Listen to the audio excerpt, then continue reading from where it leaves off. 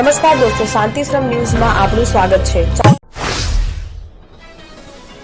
દાંતીવાડા ડેમની મુખ્ય કેનાલમાં પડેલા આશરે 50 મીટર લાંબા ગાબડાના સમારકામથી કામગીરી અંતિમ તબક્કામાં છે। 21 ફેબ્રુઆરીની વહેલી સવારથી સર્જાયેલા ગાબડાને કારણે બનાસકાંઠા અને પાટણ જિલ્લાના ખેડૂતોને સિંચાઈ માટે પાણીની સમસ્યાનો સામનો કરવો પડ્યો હતો।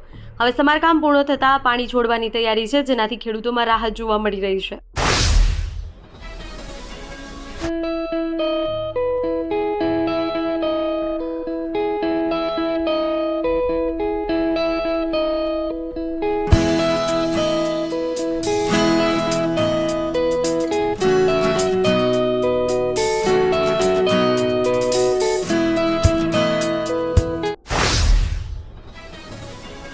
વાવથરાદ પોલીસે થરાદના માંગરોળ ગામ નજીક ભારતમાલા સર્વિસ રોડ પરથી 2 આરોપીઓને અફીણ સાથે ઝડપી પાડ્યા છે। બોલેરો કેમ્પર ગાડીમાંથી 513 ગ્રામ અફીણ સહિત કુલ ₹10,66,500ના મુદ્દામાલ સાથે જપ્ત કરવામાં આવ્યો છે। જિલ્લામાં ડ્રગ્સ પ્રવૃત્તિને સંપૂર્ણપણે નાબૂદ કરવા ઝીરો ટોલરન્સ ફોર ડ્રગ્સ નીતિ અંતર્ગત કાર્યવાહી કરવામાં આવી છે। હોળી ધૂળેટીના તહેવાર નિમિત્તે એસઓજી શાખા વાવથરાદ પોલીસ સ્ટાફ દ્વારા માંગરોળ ગામની સીમમાં ભારતમાલા રોડ પર વાહન ચેકિંગ હાથ ધરવામાં આવ્યું હતું। થરાદ તાલુકાના ઉચપા ગામ નજીક ગાડી અને રિક્ષા વચ્ચે ગંભીર અકસ્માત સર્જાયો। આ ઘટનામાં 3 લોકો ઈજાગ્રસ્ત થયા છે, જેમને તાત્કાલિક સારવાર અર્થે હોસ્પિટલ ખાતે ખસેડવામાં આવ્યા છે। પ્રાથમિક માહિતી અનુસાર ગાડી અને રિક્ષા વચ્ચે થયેલી અથડામણમાં રિક્ષામાં સવાર મુસાફરોને ઈજા પહોંચી હતી। બનાસકાંઠા જિલ્લાના ધાનેરા મુખ્ય બજારમાં એક ચાલુ ઇલેક્ટ્રિક સ્કૂટરમાંથી અચાનક ધુમાડો નીકળવા લાગ્યો। ઘટનાથી બજારમાં અફરાતફરીનો માહોલ સર્જાયો હતો। સ્કૂટી ચાલકે ધુમાડો નીકળવાનો સામે જ વાહન સાઈડમાં ઊભું કર્યું। પ્રાથમિક અનુસાર આ ઘટના અંગ બની ત્યારે સ્કૂટી ચાલક બજારમાંથી પસાર થઈ રહ્યા હતા। ઇલેક્ટ્રિક સ્કૂટીમાંથી શોર્ટ સર્કિટ થવાને કારણે ધુમાડો નીકળવા લાગ્યો હોવાનું અનુમાન છે। ધુમાડાની સાથે સ્કૂટીમાંથી તણખા પણ નીકળ્યા હતા। બનાસકાંઠાના સુઈગામ તાલુકાના ઉજોસણ ગામે સુઈગામ પોલીસ દ્વારા વિલેજ વિઝિટ કાર્યક્રમ યોજાયો। કાર્યક્રમ અંતર્ગત સુઈગામ PIHM પટેલે ગામ લોકો સાથે સીધી બેઠક યોજી। બેઠક દરમિયાન પીઆઈએ ગ્રામજનોના પ્રશ્નો, રજૂઆત અને સમસ્યાઓને ધ્યાનપૂર્વક સાંભળી હતી। ગામના નાગરિકોએ ગામમાં આવતી વિવિધ સમસ્યા અંગે રજૂઆત કરી હતી।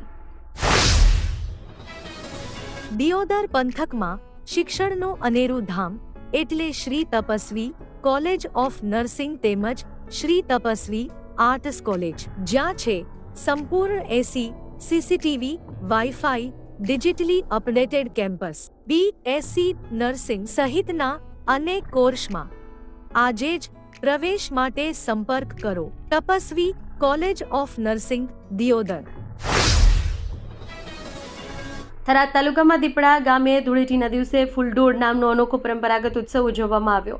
વર્ષોથી ચાલી આવતી પરંપરામાં ગામની 36 કોમે એકતા અને સૌહાર્દ સાથે ગેર નૃત્યનું આયોજન કરવામાં આવ્યું, જે ગ્રામ્ય સંસ્કૃતિનું જીવંત ઉદાહરણ પૂરું પાડે છે। આ ઉત્સવમાં ગામના વડીલો, યુવાનો ઉત્સાહભેર ગુલાલ ઉડાડી રંગબેરંગી બની ગયા હતા। આજુબાજુના ગામના લોકો અને બહેનો પણ મોટી સંખ્યામાં ગેર નૃત્ય જોવા અને તેમાં જોડાવા ઉપસ્થિત થયા હતા। વાવથરા જિલ્લામાં ઉત્સવ સાથે ધૂળેટીના પર્વની ઉજવણી થઈ રહી છે, જેમાં દિયોદર ખાતે પણ ધૂળેટીના પર્વની ધામધૂમપૂર્વક ઉજવણી કરવામાં આવી હતી। જેમાં આજે પ્રથમ વખત દિયોદર મીડિયા કર્મીઓએ પણ ઉત્સાહ સાથે પોલીસ કર્મચારી અને ધારાસભ્ય કેસાજી ચૌહાણ સાથે પર્વની ઉજવણી કરી હતી। દિયોદર પોલીસ સ્ટેશન ખાતે પણ પોલીસ કર્મચારીઓ અબીલ ગુલાલની છોડો વચ્ચે એકબીજાને રંગ ઉડાડી પર્વ ઉજવ્યો, જે મીડિયા કર્મીઓ પણ આ ઉત્સવમાં જોડાયા। જ્યાં બીજી તરફ દિયોદર ધારાસભ્ય કાર્યાલય ખાતે પણ ધારાસભ્ય કેસાજી ચૌહાણે મીડિયા મિત્રો સાથે તિલક હોળી રમી ઉજવ્યો હતો। વાવથરા જિલ્લા મેજિસ્ટ્રેટ JS પ્રજાપતિ દ્વારા સુરક્ષાના કારણોસર એક મહત્વનું જાહેરનામું બહાર પાડવામાં આવ્યું છે। ભારતીય નાગરિક સુરક્ષા સંહિતા 2023ની કલમ 163 હેઠળ જિલ્લામાં 6 સંવેદનશીલ સ્થળોએ નો ફ્લાય ઝોન જાહેર કરાયો છે। વિસ્તારમાં ડ્રોન ઉડાવવા કે ઓપરેટ કરવા પર સંપૂર્ણ પ્રતિબંધ મૂકવામાં આવ્યો છે। બનાસકાંઠાના સાંસદ ગેનીબેન ઠાકોરે ધૂળેટીના પર્વની અનોખી રીતે ઉજવણી કરી હતી। રંગોના બદલે તેઓ ભાભર ખાતેથી હોસ્ટેલમાં ખેતરમાં દાંતરડું લઈ ઘઉં વાઢવા માટે પહોંચ્યા। આ ઘટનાનો વિડીયો સોશિયલ મીડિયા પર વાયરલ થયો છે। સાંસદ ગેનીબેન ઠાકોરે 30થી વધુ યુવાનો પણ ખેતરમાં જોડાયા। તેમણે શ્રમનું મહત્વ સમજાવતા રંગોનું નહીં પરંતુ માટીની સુગંધ અને પરસેવાની ધૂળથી ઉજવણી કરી અને શક્તિપીઠ અંબાજીમાં ધૂળેટી પર્વની ઉત્સાહભેર ઉજવણી કરવામાં આવી. મંદિરના ચાચર ચોકમાં મોટી સંખ્યામાં ભક્તોએ એકબીજાને રંગો છાંટી પવિત્ર પર્વની ઉજવણી કરી. ઉજવણી દરમિયાન ભક્તોએ અબીલ, ગુલાલ, કુમકુમ, સૂકા કલરનો ઉપયોગ કર્યો અને સમગ્ર ચાચર ચોક રંગોથી છલકાઈ ગયો હતો અને ભક્તિમય માહોલ સર્જાયો. રંગોત્સવની સાથે ભક્તોએ ચાચર ચોકમાં ગરબા પણ રમ્યા, જેનાથી ઉત્સવમાં વધારો થયો હતો. અંબાજી મંદિર મહારાજ દ્વારા ભક્તો પર ફૂલો બરસાવવામાં આવ્યા, જે એક આકર્ષણનું કેન્દ્ર બન્યું હતું.